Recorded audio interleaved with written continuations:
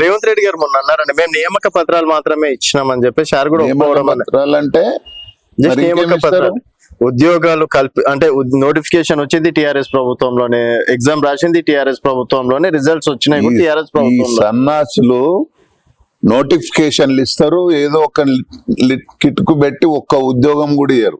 ఈ 60,000 ఉద్యోగాలు కూడా ఒక్కటి కూడా ఇవ్వకపోదురు. అంటే ఉద్యోగాలు ఇస్తేనే ఎక్స్పెండిచర్ కదా. ఓకే, ఎంత ధైర్యం ఉంటే ఈ రోజు 60,000 ఉద్యోగాలు ఇచ్చారు.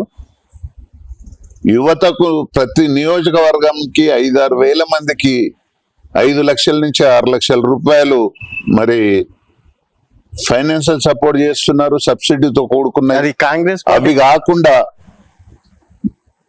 రైతులకు క్వింటాల్కు 500 రూపాయలు బోనస్ ఇచ్చారు, 5 రూపాయలు పర్ కేజీ బోనస్ ఇచ్చారు. ఓకే, రైతులకు రుణమాఫీ చేశారు. ఈ దేశంలో ఎవడన్నా ఏకకాలంలో 22,000 కోట్లు ఏ రాష్ట్రంలోనన్నా చేస్తే వచ్చి చెప్పమను. ఇవాళ కాంగ్రెస్ పార్టీ పాలన బాగుందా, వేరే పార్టీ పాలన బాగుంటుందో తెలుస్తుంది. కాబట్టి చెప్తున్నా నేను, ముక్త మాటలు మస్తుగా మాట్లాడతారు, లంగ మాటలు అన్ని.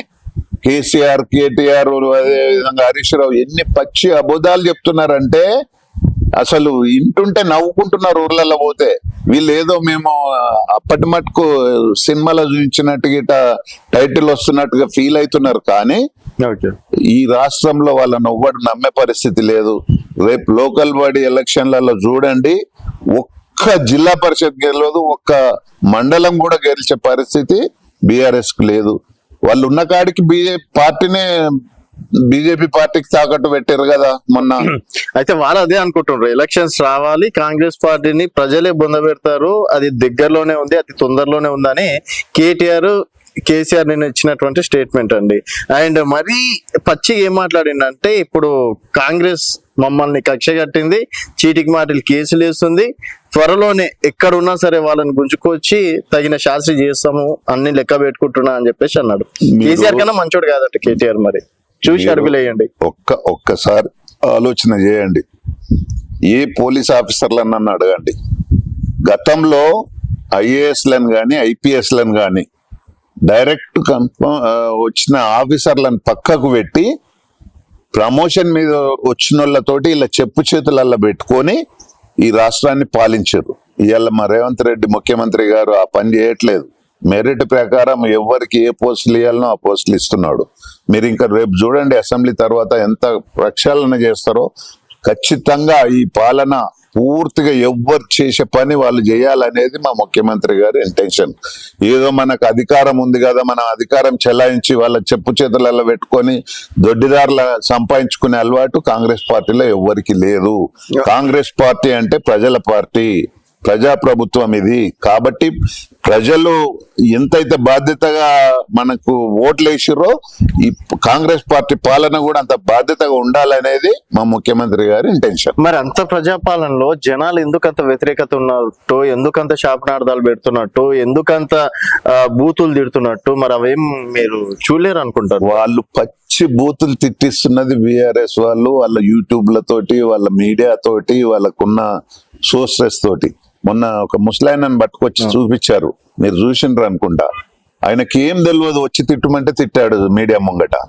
అట్లాంటి వాళ్ళతో ప్రపంచం అంతా ఆయన కడుపు మండి చేయొచ్చు కదా. ఎందుకంటే మీరు అన్న ప్రకారమే 4,000 పెన్షన్ ఇస్తా అన్నారు, 4,000 పెన్షన్ ఇవ్వలేదు. తర్వాత ఇంకా కొంతమందికి రైతు భరోసా కాలేదు, అందుట్లో ఆయన ఒక పర్సన్ అని చెప్పేసి అనుకోవచ్చు. నేను అందుకే చెప్తున్నా రాజు, ఈ రాష్ట్రాన్ని దోసుక తిన్న దాంట్లో నంబర్ 1 దొంగలు ఈ బీఆర్ఎస్ వాళ్ళు. ఎందుకంటే వాళ్ళకి ఎందులో డబ్బులు వచ్చినో అది పనిచేశారు.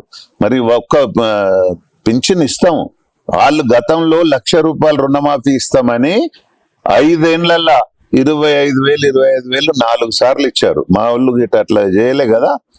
2 లక్షలు ఇస్తామని 2 లక్షల రూపాయలు ఖచ్చితంగా వాళ్ళు డేట్ ప్రకారం చెప్పిన టైం ప్రకారం రుణమాఫీ జరిగింది. రాలేదంటే ఏదన్నా టెక్నిక్ సార్ మీరు అన్నట్టు మీరు రాలేదంటే టెక్నికల్ ఇష్యూ ఉండి పెండింగ్ ఉండి 2 లక్షలకు పైన అప్పులు ఉన్న వాళ్ళను అలాంటి వాళ్ళు రాకుండా ఉన్న వాళ్ళు ఉండొచ్చు. నేను 10% 15% ఇంకున్నారు. మేము 80-85% రుణమాఫీ జరిగిందంటే మీరు ఒక్కసారి అర్థం సార్ చేసుకోవాలి. రుణమాఫీ చేసిండ్రు, చాలా గొప్ప కార్యక్రమం, దీన్ని అందరూ అప్రిషియేట్ చేయాల్సిందే. రైతు భరోసా ఎన్నిసార్లు తీసుకున్నామండి మనం? రైతు భరోసా ఒక్కసారి వేసిండ్రు. రైట్. దీని మీద క్లారిటీ ఉంది, నేను క్లారిటీగా సంవత్సరంన్నర అవుతుంది. క్లారిటీగా చెప్తా. రెండోసారి రైతు భరోసా పైసలే రైతు రుణమాఫీ చేసిండ్రు. రెండొకసారి అప్పుడు వీళ్ళు దోసుక తిన్నారు. ఎందుకు దోసుక తిన్నారు? మొత్తం గుట్టలకు, రోడ్లకు, బిల్డింగ్లకు అన్నిటికీ రైతు భరోసాని తీసుకున్నారు. అవన్నీ ప్రక్షాళన చేయటానికే మా ముఖ్యమంత్రి గారు పర్ఫెక్ట్ గా ఎవరైతే వ్యవసాయం చేస్తుండ్రో వాళ్లకు రైతు భరోసా ఇవ్వాలి. ఎవరైతే కష్టపడి పంట పండిస్తుర్రో క్వింటాల్కి 500 రూపాయలు బోనస్ ఇస్తే ఒక్కొక్క రైతుకి ఎకరాకి 15 నుంచి 20 వేల రూపాయలు వస్తున్నాయి.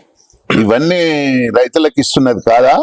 ఇవన్నీ పచ్చి అబద్ధాలు వీళ్ళు టిఆర్ఎస్ వాళ్ళు చెప్తున్నాయే తప్ప ఎవ్వడు రైతులు హ్యాపీగా ఉన్నారు, బ్రహ్మాండంగా ఉన్నారు. ఇవాళ రైతులకు ఎంత సపోర్ట్ చేస్తుంటే రుణమాఫీ జరిగింది. క్వింటాల్కు 500 రూపాయలు బోనస్ దొరికి